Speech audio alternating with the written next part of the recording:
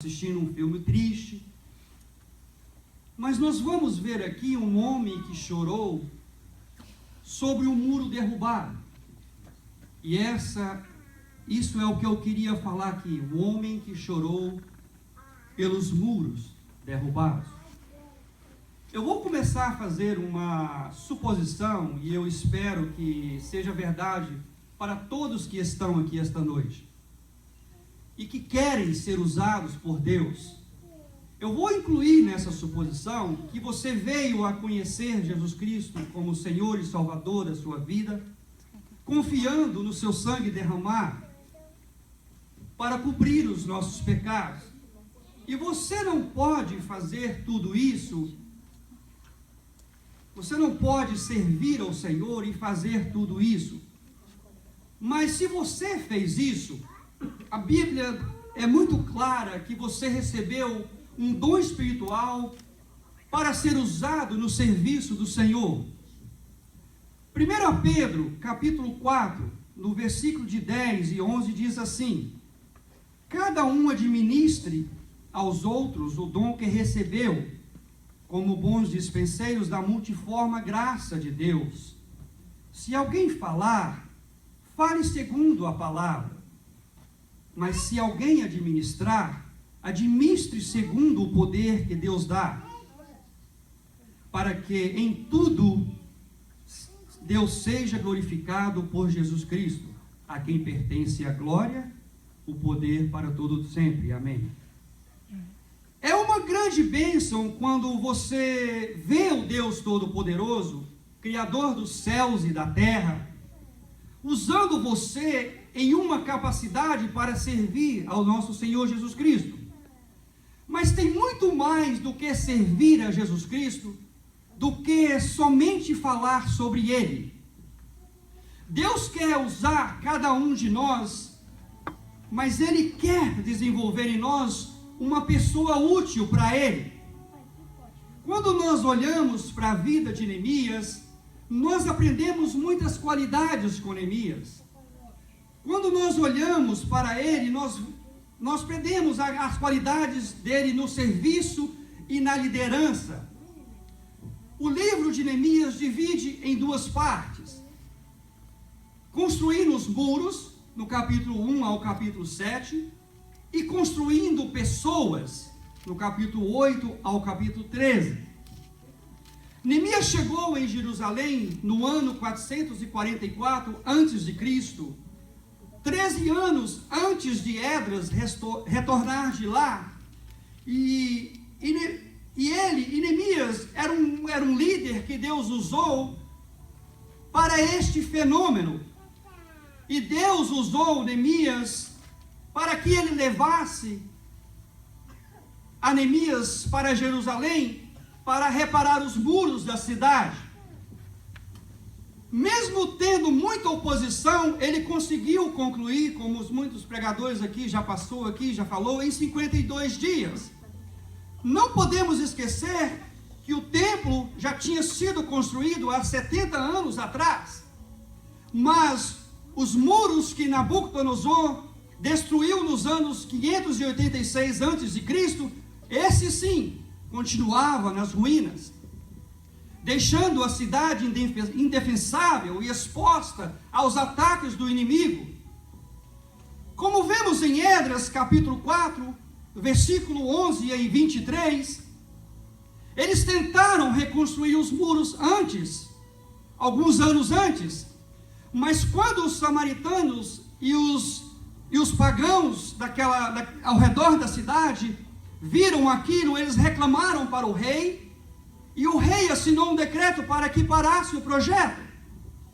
E os inimigos fizeram isso com as próprias forças dos seus braços.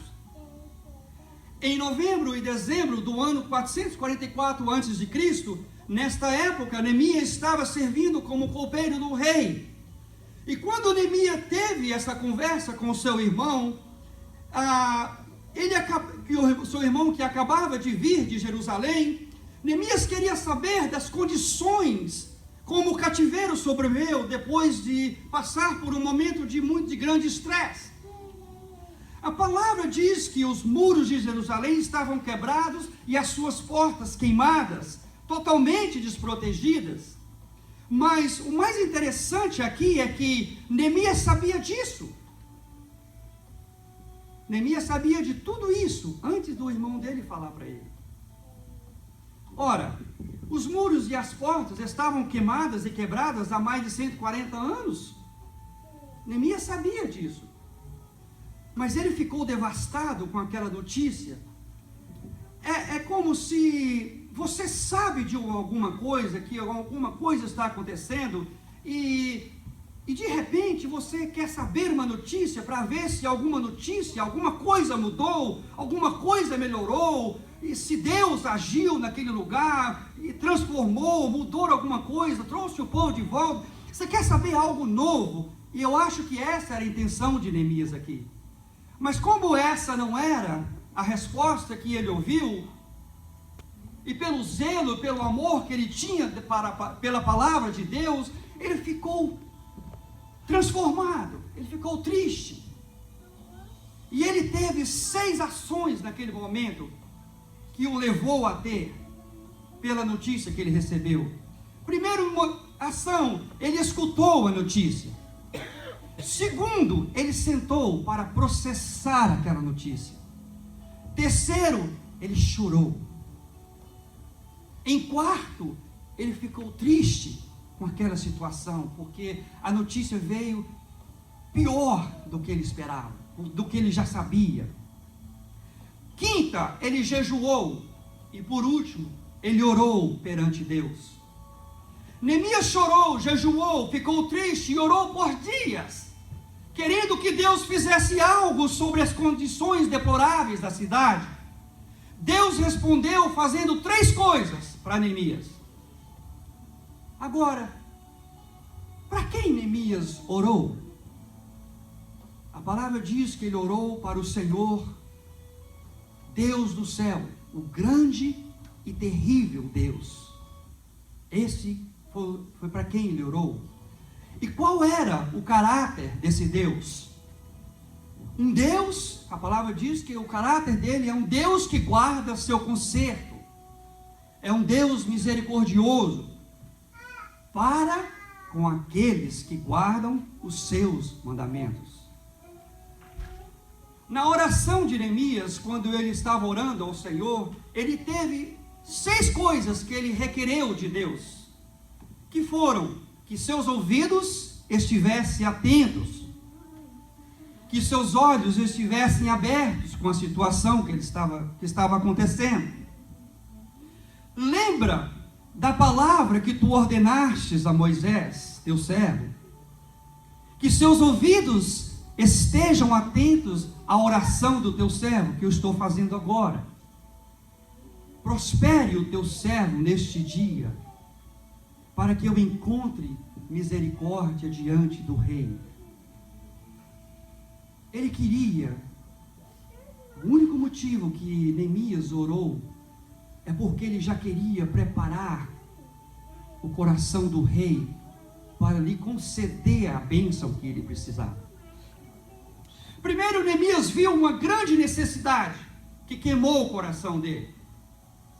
Ele também viu o que Deus queria fazer naquele momento. Ele colocou à disposição para realizar o que Deus queria fazer mediante todas as dificuldades daquela hora. Quando Deus quer te usar com uma capacidade, a primeira coisa que Deus faz é responsabilizar você com a necessidade do momento. Mas quando você escuta sobre coisas específicas que estão acontecendo, você coloca sua mente naquela situação. Veja bem, quando você compara o capítulo 1, versículo 1,